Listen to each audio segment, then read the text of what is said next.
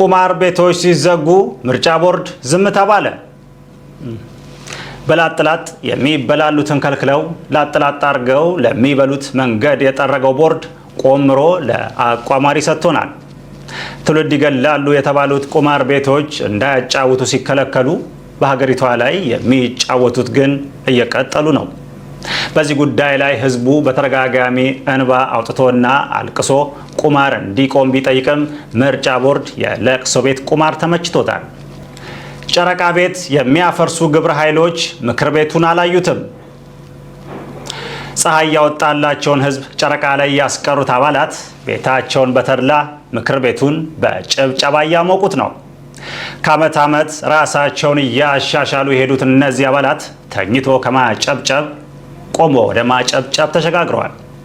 ምክርም ማይሰባው ምክር ቤት የህዝብ ጥያቄ ሲሰማ በሳቅ ቢፈርስም እንደ ባቢሎን በትዕቢት የገነቡት ቤት በጩኸት የሚፈርስበት ቀን ይመጣል ተብሏል።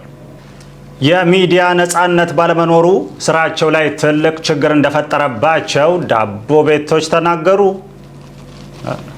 ጋዜጣ በመጠቀም ዳቦ የሚጠቀልሉ ዳቦ ቤቶች ዳቦ ለገዛ ሰው መረጃ ሲመርቁ ከርመዋል። አሁን ላይ በሀገራችን ብዙ ጋዜጦች በመታሸጋቸው ምክንያት ዳቦ ማሸጊያ አጥተናል ያሉት ዳቦ ቤቶች ትኩስ ዳቦ በጋዜጣ በመጠቅለል ትኩስ መረጃ ሲሰጡ ነበር። ዳቦ ቤቶች ብቻ ሳይሆኑ ስጋ ቤቶችም ስጋ በጋዜጣ በመጠቅለል ለህብረተሰቡ ጥብስ የሆነ መረጃ ሲያቀብሉ ነበር።